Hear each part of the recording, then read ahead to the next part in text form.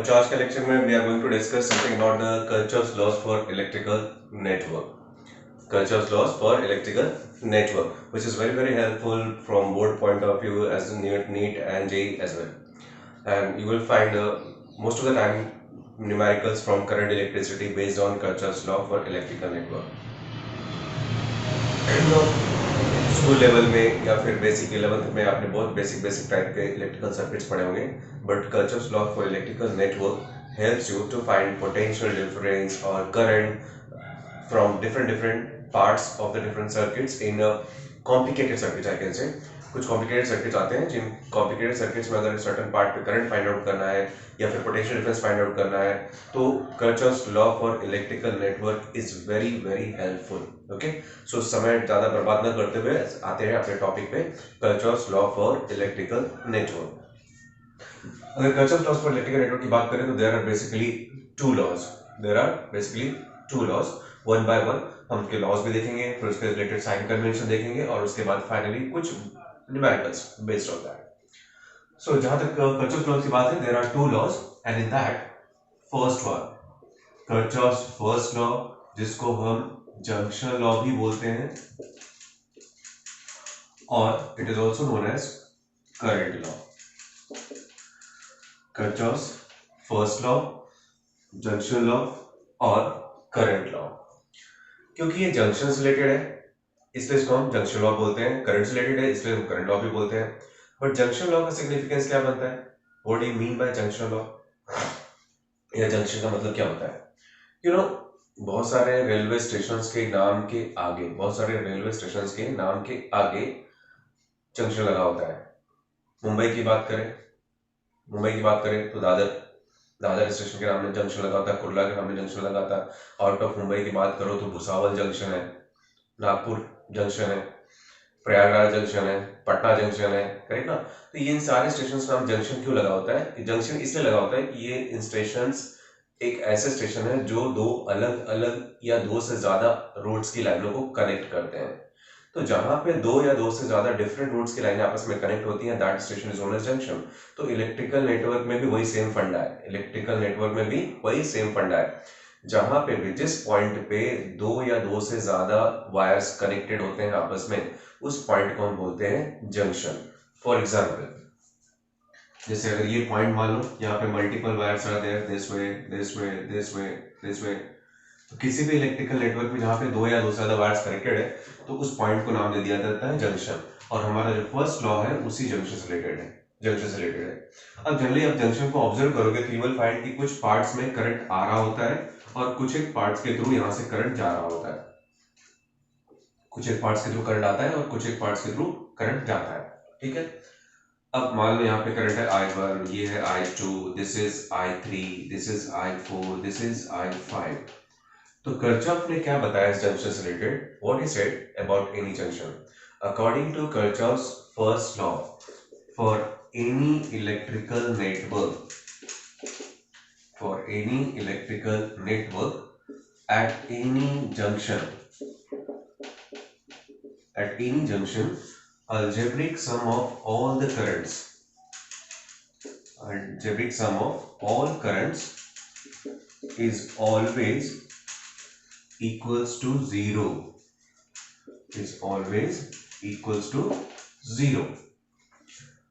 मतलब इस जंक्शन में जितने भी करंट आपको दिख रहे हैं, वो चाहे आ रहे हो या जा रहे हो, अगर उनको सबको ऐड कर दोगे तो आपको आंसर क्या मिलेगा? जीरो. मतलब according to this net law for this given network, algebraic sum of all the currents will always be equal to zero.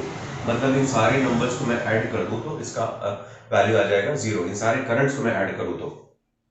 But point ये है कि अगर आपने कभी सर्किट ड्रॉ किया होगा या देखा होगा तो आपने कभी ये नहीं पाया होगा कि वैल्यूज कुछ पॉजिटिव है कुछ निगेटिव है, कुछ पॉजिटिव और निगेटिव. करंट हमेशा हम पॉजिटिव वैल्यू में ही लिखते हैं.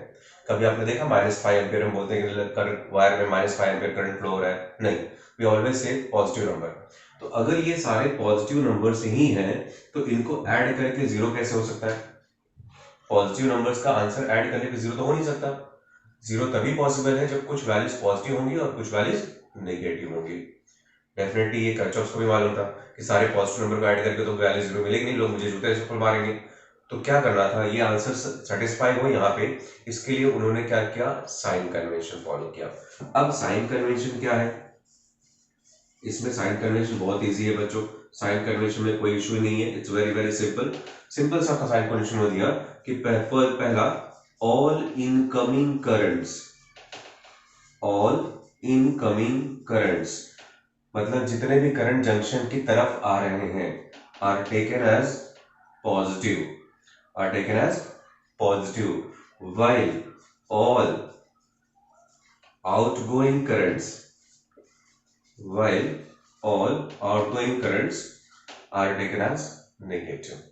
मतलब जितने भी करंट जंक्शन की तरफ आ रहे हैं उनका सिंबल पॉजिटिव होगा और जितने करंट सिंबल से जंक्शन से दूर जा रहे हैं उनका सिंबल नेगेटिव होगा। मतलब साइन कन्वेंशन अगर मैं यूज करके, साइन कन्वेंशन यूज करके इसका डिस्क्रिप्टिव फॉर्म लिखूं, डिटेल फॉर्म लिखूं, summation of i equals to 0 means what, addition of i1 i2 i3 i4 i5, तो इसको डिस्क्रिप्ट में हम फिर ऐसे लिख सकते हैं यूजिंग साइन कन्वेंशन। देखो अब using sign convention detail form क्या आएगा, i1 क्या है, करंट टुवर्ड्स जंक्शन, तो ये पॉजिटिव हो जाएगा no doubt. i2 is also incoming, तो ये भी पॉजिटिव होगा, प्लस अब i3 पर ही आएगी, बट i3 क्या है, आउटगोइंग है, जंक्शन से दूर जा रहा है, तो ये नेगेटिव हो जाएगा, तो माइनस i3 प्लस जैसे ही i4 और i5 भी जंक्शन से दूर जा रहा है, तो minus i4 plus minus i5, और इन सबको ऐड करके आंसर 0 मिलेगा। डेफिनेटली अब चांसेस है 0 मिल सकता है क्योंकि ये दोनों नंबर्स पॉजिटिव है, बाकी के तीनों नेगेटिव है।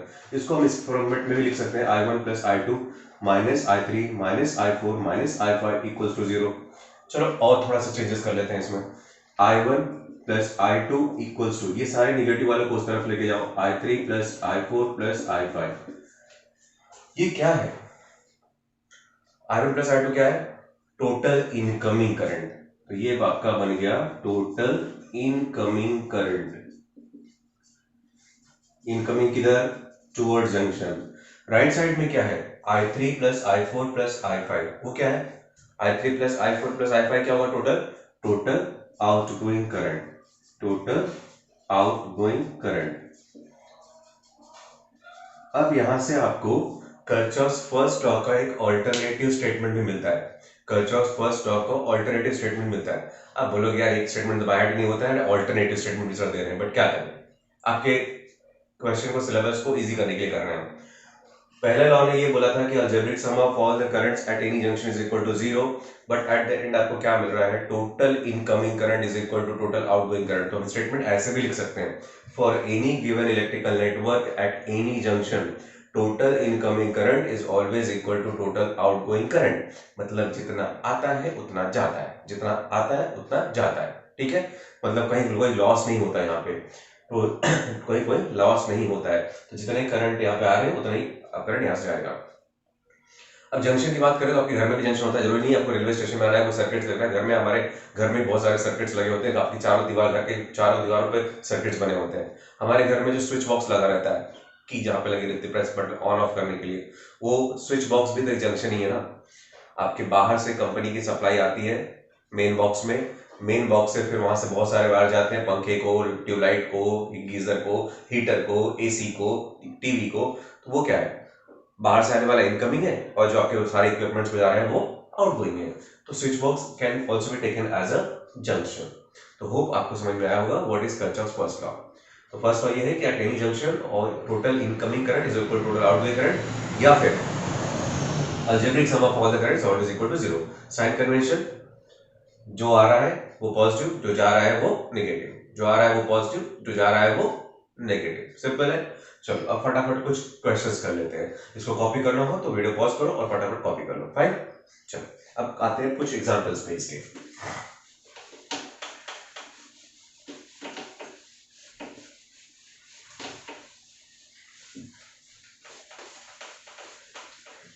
बहुत ज्यादा कॉम्प्लिकेटेड क्वेश्चन नहीं आते इस पे, ये क्वेश्चंस बहुत इजी होते हैं।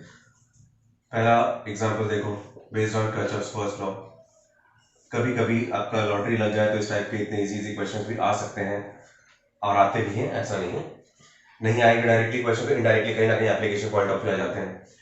सपोज ये एक इलेक्ट्रॉनिक सर्किट है जिसका मल्टीपल जंक्शंस आपको दिख रहा है यहाँ पे। अब सपोज यहाँ से आ रहा है 10 एम्पियर करंट,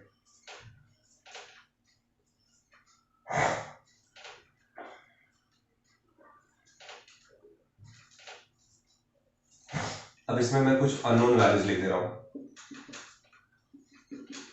इस पूरे सर्किट में कुछ अननोन वैल्यूज हैं और कुछ नोन वैल्यूज हैं। आपको इस I1, I2 और I3 की वैल्यू बतानी है। I1, I2, I3 की वैल्यू बतानी है। देख लो कैसे स्टार्ट करेंगे। सिंपल है, किरचॉफ का जंक्शन लॉ ही आपको अप्लाई करना है। तो यहाँ पे 3 जंक्शन है, तो किसी एक जंक्शन को पहले स्टार्ट करते हैं। सपोज हम यहाँ से स्टार्ट करते हैं। आप देख रहे हो कि 10 एम्पियर यहाँ से आ रहा है, 10 एम्पियर यहाँ से आ रहा है और ये दोनों जा रहे हैं। तो सिंपली अप्लाई कर दो, total incoming is equal to total outgoing. जितना आ रहा है वही जाएगा, जितना आ रहा है वही जाएगा। तो 10 आ रहा था, यहाँ से 2 पार्ट में डिवाइड हो रहा है, 3 एक साइड गया तो बचा हुआ किधर जाएगा, इधर 7 एम्पियर करंट यहाँ से जाएगा। अब इस जंक्शन की बात कर लेते हैं। इस जंक्शन के लिए 3 एम्पियर इनकमिंग है, I2 भी इनकमिंग है, बट 9 आउटगोइंग है। तो जितना आता है उतना ही तो जाएगा ना। 3 एम्पियर यहाँ से आ रहा है, I2 यहाँ से आ रहा है, दोनों मिलके यहाँ से जाएंगे। दोनों मिलने के बाद कितना बन रहा है, 9। तो 3 में कितना ऐड करोगे कि 9 बन जाए 6। इससे इजी क्या लोगे, फ्री का मार्क्स है। उसके बाद इस जंक्शन पे आ जाओ। इस जंक्शन पे 9 इनकमिंग है, 2 आउटगोइंग है, I3 आउटगोइंग है। तो फिर से वही total incoming is equal to total outgoing. तो 9 is incoming, 2 is coming, while going on this way, तो remaining will pass through this way. Simple है, किरचॉफ जंक्शन लॉ का एक एप्लीकेशन। क्लियर है। दूसरा एप्लीकेशन बताता हूं। देखो ये था पहला एग्जांपल, दूसरा एग्जांपल यहां पे देखो। कॉपी करने के लिए वीडियो पॉज कर लिया करो और कॉपी कर लिया करो। चलो एक और नेटवर्क पे आ जाते हैं। इसमें भी बहुत सारे जंक्शंस हैं। इसके इस रेक्टेंगल के चारों कॉर्नर को आप जंक्शन ही कंसिडर कर लो।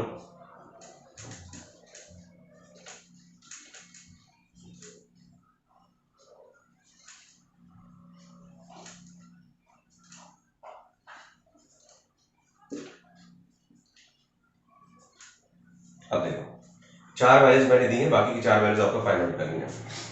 I1 फाइंड आउट करना है, I2 फाइंड आउट करना है, I3 फाइंड आउट करना है और I4 फाइंड आउट करना है using Kirchhoff's junction law. Easy है? यस डेफिनेटली इजी है। Total incoming is equal to total outgoing, इसके अलावा कुछ सोचना नहीं है हमको। स्टार्ट करो इस जंक्शन से। किसी भी जंक्शन से स्टार्ट कर सकते हो, कोई हार्ड एंड फास्ट रूल नहीं है। अब बट इजी होगा यहाँ से स्टार्ट करना, क्योंकि यहाँ पे 1 2 3 में से 2 आप पता है आपको एक ही फाइंड आउट करना है। So once again 10 is incoming and I1 and 2 are outgoing. अब 10 आ रहा है, 2 उधर जा रहा है, तो बाकी 8 तो इधर ही आएगा ना। अब इस जंक्शन पे आ जाओ। इस जंक्शन के लिए आपको 2 वैल्यूज मालूम है, 3 इनकमिंग, 8 इनकमिंग, I2 आउटगोइंग। तो 8 + 3 11 यहां पे आएगा। इस जंक्शन की बात करते हैं। इस जंक्शन पे 2 इनकमिंग है, 5 इनकमिंग है, बट I3 आउटगोइंग है। Total incoming is equal to total outgoing. Total incoming कितना है, 5 + 2 7, तो यहाँ पे हो गया 7। अब इस जंक्शन की बात करते हैं। I3 I2 इनकमिंग है 11, 7 इनकमिंग, तो outgoing 11 + 7 18। So simple, isn't it? तो इस टाइप के क्वेश्चंस या तो डायरेक्टली स्ट्रेट फॉरवर्ड भी आते हैं, या फिर कभी कभी आपको किसी कॉम्प्लिकेटेड सर्किट में छोटा सा पार्ट ये हो सकता है जहां पे आपको किरचॉफ्स का जंक्शन लॉ अप्लाई करके कुछ कैलकुलेशंस करने को मिल जाएंगे। Fine. So first law is very clear. चलते हैं अब सेकंड लॉ पे।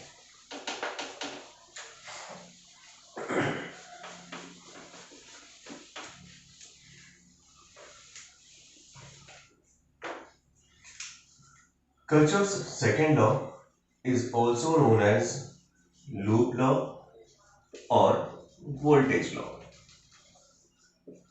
जिसको हम ब्रीफ में कभी कभी Kirchhoff's voltage law KVL भी लिखा रहता है सर्किट्स में। अब आपको इतना तो समझ में आ गया होगा कि इसको लूप लॉ क्यों बोल रहे हैं, वोल्टेज लॉ क्यों बोल रहे हैं compare to the previous one. क्योंकि वोल्टेज से रिलेटेड है इसलिए इसको वोल्टेज लॉ का नाम दे दिया गया है।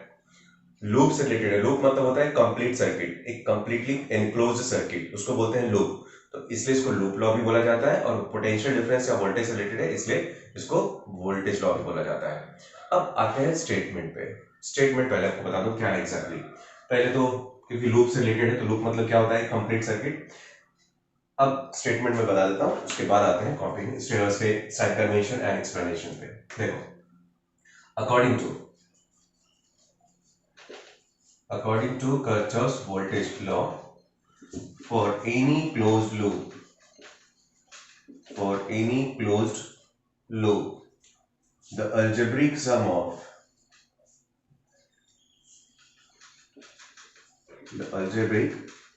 of all EMFs and potential differences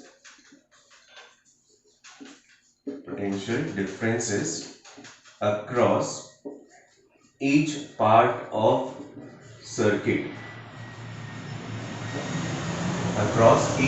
of circuit,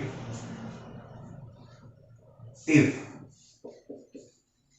traversed in the same direction,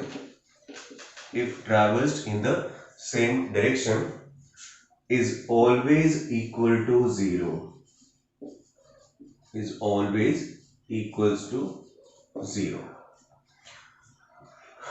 आ देखते हैं क्या है ये चीज। स्टेटमेंट तो लिख दिया मैंने। For any according to Kirchhoff's voltage law, for any closed loop the algebraic sum of all EMFs and potential differences across each part of the circuit if traversed in the same direction, मतलब clockwise या anti clockwise, वो description में बता दूंगा आपको, is always equals to zero। अब इसका मतलब क्या है, देखो ये लॉ तभी यूज होता है पहले तो जहां पे कंप्लीट सर्किट हो और मल्टीपल सेल्स मल्टीपल रेजिस्टर्स से कनेक्टेड हो in the circuit. For example जैसे सपोज मेरे पास एक क्लोज लूप है जिसमें 3 रेजिस्टर्स है और 2 सेल्स अटैच्ड है, कुछ इस तरह से। इसका EMF E1, इसका EMF E2, resistance R1, R2, R3। Circuit close होगा तो definitely current will pass through the circuit, everywhere same current will pass, correct है, I एवरीवेयर। अब ऐसे क्लोज लूप के लिए, this is a close loop, और इस क्लोज लूप के लिए अलजेब्रिक सम ऑफ मतलब सारे EMFs को मैं ऐड कर दूं और जितने भी रेजिस्टर्स हैं सबके पोटेंशियल डिफरेंसेस को ऐड कर दूं तो आंसर आएगा 0। मतलब कुछ ऐसा, for this given close loop according to the statement summation of all EMFs, मतलब जितने भी सेल्स हैं उनको EMF को ऐड कर दो, and summation of all potential differences. Potential difference हम कैसे मेजर करते हैं, V इक्वल्स टू IR, तो यहाँ पे पोटेंशियल डिफरेंस को हम IR से रिप्रेजेंट कर सकते हैं, summation of IR equals to 0। ये है हमारा स्टेटमेंट का mathematical form. For any closed loop the algebraic sum of all EMF and potential differences across each part of the circuit if travels in the same direction का मतलब क्या होता है, पूरा का पूरा सर्किट जब आप ऐड करना स्टार्ट करोगे तो पूरा का पूरा सर्किट या तो क्लॉकवाइज में लोगे या तो पूरा का पूरा सर्किट एंटी क्लॉकवाइज में चूज करोगे। मतलब आपका एडिशन करने का जो ऑर्डर होगा वो फिक्स होना चाहिए, या तो फुल क्लॉकवाइज या तो फुल एंटी क्लॉकवाइज। ऐसा नहीं कि आधे सर्किट को क्लॉकवाइज गए और आधे सर्किट को फिर एंटी क्लॉकवाइज जा रहे हो, ऐसा नहीं, दैट इज अ पॉइंट। तब ऐसे केस में summation of E and summation of IR equals to 0 होता है। बट प्रॉब्लम फिर से वही आती है, कौन सी, किसी सेल का EMF निगेटिव होता नहीं है, किसी सेल का EMF निगेटिव नहीं होता है, ना ही करंट निगेटिव होता है, ना ही रेजिस्टर निगेटिव होता है, तो ये सारे वैल्यूज तो पॉजिटिव आएंगे, ये सारी वैल्यूज पॉजिटिव आएंगी, और सारी पॉजिटिव वैल्यू का सम 0 कैसे होगा, पॉइंट है ना, सारी वैल्यूज सारे पॉजिटिव वैल्यूज का सम 0 कैसे होगा, तो कुछ को निगेटिव और कुछ को पॉजिटिव होना पड़ेगा, यस होना पड़ेगा। तो ऑब्वियसली फिर यहाँ पे किरचॉफ भाई ने हमारे फिर से साइन कन्वेंशन दे दिया कि आपका टेंशन मत लो, मैं साइन कन्वेंशन देता हूँ और बताता हूँ कि कब किसको पॉजिटिव लेना है और कब किसको निगेटिव लेना है। लेट्स सी हियर, अब यहाँ पे साइन कन्वेंशन क्या आता है, किस केस में हम पॉजिटिव लें और किस केस में निगेटिव लें। साइन कन्वेंशन आप देखो, करंट की बात करते हैं पहले। साइन कन्वेंशन यहाँ पे करंट पे डिपेंडेंट होता है, तो दो चीजों का साइन कन्वेंशन आएगा, सेल का और पोटेंशियल डिफरेंस का, सेल का और पोटेंशियल डिफरेंस का। तो पहले मैं बैटरी की बात करता हूँ, सेल की। सपोज करो कि सेल कुछ ऐसा है, सेल का EMF ये है। अब डेफिनेटली सेल में तो करंट हमेशा पॉजिटिव से स्टार्ट होता है, कोई ऑप्शन नहीं है कि इसमें उल्टा जाएगा, करंट का डायरेक्शन ऐसा रहेगा। अब टेक्स्ट बुक की मैं बात करता हूं, अगर आप टेक्स्ट बुक पढ़ोगे तो जनरली ऐसा दिया रहता है कि if you are passing along the direction of current और against direction of current. Textbook के सारे explanation with respect to current दिए होते हैं। जैसे इस केस में अगर आप करंट के डायरेक्शन में जा रहे हो, सर्किट को ऐसे ट्रेस कर रहे हो इन द डायरेक्शन ऑफ करंट, तो ईएमएफ आपको पॉजिटिव लेना होता है। और जब आप करंट के अगेंस्ट जा रहे हो, सर्किट को सपोज ऐसा ट्रेस कर रहे हो इस डायरेक्शन में, तो ईएमएफ को आपको नेगेटिव लेना होता है। सिंपल है ना? जब आप करंट के डायरेक्शन में आ रहे होते हैं, सर्किट को ट्रेस करते हो, तो ईएमएफ पॉजिटिव होता है, और जब करंट के अगेंस्ट जा रहे होते हो तो ईएमएफ नेगेटिव होता है। अब दूसरा उसी तरह से अगर हम पोटेंशियल डिफरेंस की बात करें, सपोज अगर एक रेजिस्टर है, इसका रेजिस्टेंस R है और इसमें करंट फ्लो हो रहा है इस डायरेक्शन में, तो यहाँ पे भी हमारे पास दो पॉसिबिलिटीज होती है। क्या? एक, या तो आप करंट के डायरेक्शन में चल रहे होंगे या फिर करंट के अपोजिट डायरेक्शन में ट्रेस कर रहे होंगे। इस केस में अगर आप करंट के डायरेक्शन में जा रहे हो, along the direction of current, तो यहाँ पे IR को आपको नेगेटिव लेना पड़ता है, और जब करंट के अगेंस्ट जा रहे होंगे तो IR को पॉजिटिव लेना पड़ता है। अब आप इन दोनों को अगर आप कंपेयर करो, अगर सपोज आपने बैट कुछ इस तरह से कर लिया कि अलोंग द डायरेक्शन पॉजिटिव होता है, अगेंस्ट डायरेक्शन नेगेटिव होता है, अलोंग द डायरेक्शन पॉजिटिव होता है, अगेंस्ट डायरेक्शन नेगेटिव होता है, तो ये दोनों सिचुएशन उल्टी है। ईएमएफ के लिए along the direction positive, but IR के लिए अलोंग द डायरेक्शन नेगेटिव है। तो अगर एग्जाम में थोड़ा सा भी कंफ्यूजन हुआ, यार IR के लिए अलोंग द डायरेक्शन पॉजिटिव था या नेगेटिव, कहानी खत्म, कहानी वहीं पे आपकी खत्म, कुछ नहीं कर पाओगे। कंफ्यूजन आया, फिर आपके पास उतना टाइम रहेगा ही नहीं कि आप उस कंफ्यूजन से उबर पाओगे। 30 सेकंड 40 सेकंड मिलते हैं सॉल्व करने के लिए, आपका वो कंफ्यूजन ही 40 सेकंड खा जाएगा और आपका फालतू का टाइम बर्बाद कर देगा, आपको टेंशन आ जाएगा उस वाला। तो करंट के डायरेक्शन में आप बायहट ही मत करो, करंट के डायरेक्शन में बायहट ही मत करो। इस चीज को आप बायहट करो पोटेंशियल डिफरेंस के मेथड से। किसके पॉइंट ऑफ व्यू से? पोटेंशियल डिफरेंस के मेथड से। देखो, दोनों में करंट के लिए तो अपोजिट कन्वेंशन है, लेकिन अगर मैं पोटेंशियल डिफरेंस की बात करूं तो दोनों में सेम पॉइंट है। जब आप करंट के डायरेक्शन में जा रहे हो, यहां पे देखो, तो ये सेल का हाई पोटेंशियल एंड होता है और ये लो पोटेंशियल एंड होता है। High potential and low potential and. जब आप इस तरफ जा रहे हो तो कहां जा रहे हो? लो पोटेंशियल से हाई पोटेंशियल की तरफ, लो से हाई की तरफ, और जिसकी तरफ जा रहे हो आप उसी का साइन यूज करो। हाई की तरफ जा रहे हो मतलब पॉजिटिव की तरफ जा रहे हो तो पॉजिटिव सिंबल यूज करो। जब आप सर्किट को ऐसे ट्रेस कर रहे हो तो आप कहां जा रहे हो? पॉजिटिव से नेगेटिव की तरफ जा रहे हो, हाई से लो की तरफ जा रहे हो तो लो का सिंबल यूज करो, माइनस। सिंपल है ना? ये थ्योरी यहां पे भी फिट बैठती है। कैसे? देखो, ये अगर रेजिस्टर है और करंट का डायरेक्शन यहाँ पे फ्लो हो रहा है, तो आपको पता होना चाहिए कि करंट हमेशा हाई पोटेंशियल से लो पोटेंशियल की तरफ फ्लो होता है। करंट हमेशा हाई पोटेंशियल से लो पोटेंशियल की तरफ फ्लो होता है। तो इस वायर का ये हाई पोटेंशियल एंड हो जाएगा और ये लो पोटेंशियल एंड हो जाएगा। अब देख लो, अब अगर आप करंट के डायरेक्शन में चल रहे हो तो आप कहां जा रहे हो? हाई से लो की तरफ जा रहे हो, हाई से लो की तरफ जा रहे हो, तो किसका साइन आएगा? लो का, मतलब नेगेटिव। और जब आप ऐसे जा रहे हो, सर्किट को इस तरह से डायरेक्शन में ट्रेस कर रहे हो, तो आप लो से हाई की तरफ जा रहे हो, मतलब नेगेटिव से पॉजिटिव की तरफ जा रहे हो, तो किसका सिंबल यूज करोगे? पॉजिटिव। Simple as that. इससे इजी क्या चाहिए? यहाँ पे कोई कंफ्यूजन नहीं है। दोनों ही केस में खाली आप ये देख लो कि आप हाई पोटेंशियल से लो पोटेंशियल जा रहे हो या लो पोटेंशियल से हाई। तो हाई पोटेंशियल की तरफ जा रहे हो तो take positive sign irrespective of that कि वो ईएमएफ है या पोटेंशियल डिफरेंस है, और हाई से लो की तरफ जा रहे हो तो take minus sign irrespective of that कोई ईएमएफ है या पोटेंशियल डिफरेंस है। ये फॉर्मूला दोनों में सेट है। क्लियर? तो ये साइन कन्वेंशन यूज होता है, और इस साइन कन्वेंशन को यूज करके अगर मैं इस लूप का इक्वेशन लिखूं, इसका डिटेल फॉर्म देखो, तो पहले मैं लूप का नाम दे देता हूं ABCD फॉर लूप ABCDA। इसका डिटेल फॉर्म लिखना हो as per the sign convention. तो चलो, मैंने यहां से स्टार्ट किया। सपोज मैं इस पूरे सर्किट को क्लॉकवाइज ट्रेस करने वाला हूं। First I am passing through the resistance in the direction of current. तो कहां पे जा रहा हूं मैं? In the direction of current, resistance high to low. Current हमेशा हाई टू लो फ्लो होता है, आप लो की तरफ जा रहे हो तो IR1 नेगेटिव आएगा, माइनस IR1, फिर प्लस ये भी माइनस IR2, प्लस माइनस मिलकर माइनस बन जाएगा, माइनस IR2, ये भी नेगेटिव आएगा, माइनस IR3। पर जब आप यहां पे आ रहे हो तो आप नेगेटिव से पॉजिटिव की तरफ जा रहे हो तो प्लस E2 और ये भी plus E1 and everything equals to 0। ये इसी का डिटेल्ड फॉर्म है with sign convention. Minus IR1 plus IR2 minus IR3 plus E1 E2। Equals to 0।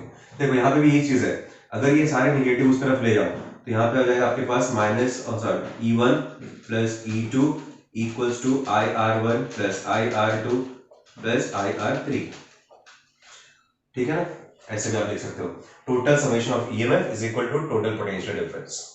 Simple है, यही हमारा किरचॉफ्स वोल्टेज लॉ। क्या है? Kirchhoff's voltage law. For any electrical close loop the algebraic sum of all the EMF and potential differences if traced in the same direction is always equal to 0, is always equal to 0, and that was your sign convention। Clear है? छाप लो इसको पूरा फटाफट और फिर हम चलते हैं एक न्यूमेरिकल पे, एग्जांपल पे देख लेते हैं किस टाइप के क्वेश्चंस आते हैं इसके ऊपर। फाइन।